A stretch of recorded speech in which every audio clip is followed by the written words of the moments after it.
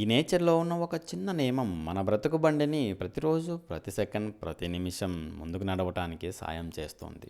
ఆ నియమం ఏంటి? మన జీవితాల్ని ఎలా ముందుకు నడిపిస్తుందో తెలియాలంటే మనం వీడియోలోకి తప్పకుండా వెళ్ళిపోవాలి. వీడియోలోకి వెళ్ళే ముందు మీకొక చిన్న రిక్వెస్ట్ అండి. మన కంటెంట్ మీలాంటి ఇంట్రెస్టింగ్ పీపుల్‌కి రీచ్ అవ్వాలంటే యూట్యూబ్ ఎక్కువ మందికి రికమెండ్ చేయాలి. యూట్యూబ్ ఎక్కువ మందికి రికమెండ్ చేయాలంటే మీరు వీడియోని తప్పకుండా లైక్ చేయండి. తొందరగా లైక్ చేయండి, మరి వీడియోలోకి వెళ్ళిపోదాం.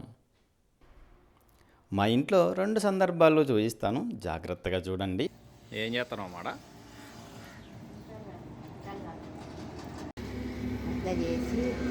అమ్మ వంట కోసం టమోటాలు కాల్చాలని ఒక బోలెలో మంటను సిద్ధం చేసింది. డైరెక్ట్గా మంటల్లో టమోటాలు వేసేస్తే వంటకు పనికిరానంతగా కాలిపోతాయని ఒక గరిటెలో ఉంచింది. ఇంకొక రోజు రాగి సరి చేసుకోవడం కోసం అని చెప్పి రాగులు దంచుతున్నాం రోట్లో. మొదటిసారి రాగులు దంచుతూ ఉన్నప్పుడు రోట్లో నుంచి అవి బయటికి పడుతూ మాకు ఇబ్బందుల్ని కలుగజేస్తున్నాయి.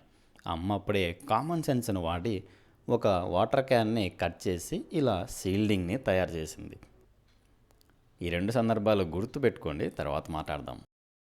టీచర్ క్లాస్లో అర్థమయ్యేలా పాఠం చెప్పడం యాక్షన్ అయితే దాన్ని సరిగా అర్థం చేసుకొని స్టూడెంట్ నోట్స్ తీసుకోవడం రియాక్షన్ అనుకుందాం. టీచర్ సైడ్ నుంచి సఫిషియంట్ యాక్షన్ లేకపోతే, అంటే టీచర్ సరిగా పాఠం చెప్పకపోతే మేనేజ్మెంట్ వేరే టీచర్ని వెతుక్కుంటుంది. టీచర్ లైఫ్ డిస్టర్బ్ అవుతుంది, మేనేజ్మెంట్ కూడా ప్రాబ్లం వస్తుంది.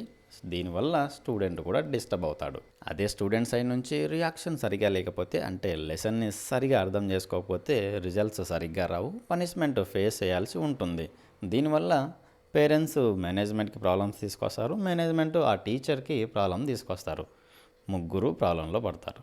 అదే టీచర్ అండ్ స్టూడెంట్ మధ్య యాక్షన్ అండ్ రియాక్షన్స్ బ్యాలెన్స్గా ఉంటే ఏ ప్రాబ్లమ్స్ లేకుండా మేనేజ్మెంట్ డెవలప్ అవుతుంది. ఇంతవరకు మీకు ఏ కన్ఫ్యూజన్ లేదు కదా? ఇప్పుడు ఇంట్లో జరిగిన సిచ్యువేషన్స్ దగ్గరికి వెళ్దాం పదండి. గ్రావిటీ వల్ల టమోటా డౌన్వర్డ్ డైరెక్షన్లో గరిట మీద ఫోర్స్ అప్లై చేస్తాయి. దీనికి రియాక్షన్గా గరిట అప్వర్డ్ డైరెక్షన్లో టమోటా మీద ఫోర్స్ని అప్లై చేస్తాయి. ఈ 2 ఫోర్సెస్ ఎప్పుడైతే బ్యాలెన్స్గా ఉంటాయో గరిట మీద టమోటా ఉండగలుగుతుంది. ఎప్పుడు బ్యాలెన్స్ మిస్ అవుతుందో టమోటా మంటల్లో పడిపోతుంది, మన వంటకు ఇబ్బందులు తెస్తుంది. రోడ్డు మీద ప్లాస్టిక్ షీల్డింగ్ పెట్టడం వల్ల బయటికి వస్తున్న రాగులు ప్లాస్టిక్ వాల్ మీద ఫోర్స్ని అప్లై చేస్తాయి. దీనికి రియాక్షన్గా ప్లాస్టిక్ వాల్ రాగుల మీద తిరిగి ఫోర్స్ని అప్లై చేస్తాయి. ఎప్పుడైతే 2 ఫోర్సెస్ బ్యాలెన్స్గా ఉంటాయో రాగులు తిరిగి రోడ్లోకి పడి మనకు ఏ ఇబ్బంది కలిగజేయవు. ప్లాస్టిక్ వాల్ మధ్య రాగుల మధ్య బ్యాలెన్స్ ఫోర్స్ లేకపోతే రాగులు బయటకు పడి మనకు ఇబ్బందులు కలిగజేస్తాయి. టమాటో, గరిట, రోలు, రాగులు, ఆ ప్లాస్టిక్ షీల్డింగ్ ఇవన్నీ నేచర్లో ఉన్న వస్తువులు.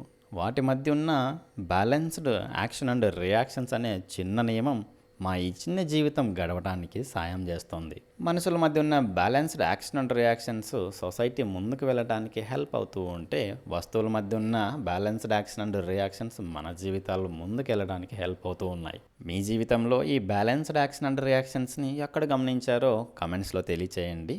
అది మరి ఇవాల్టి అనాలిసిస్. ఈ అర్జున్ ఇంకొక అనాలిసిస్తో మళ్ళీ మీ ముందు ఉంటాడు.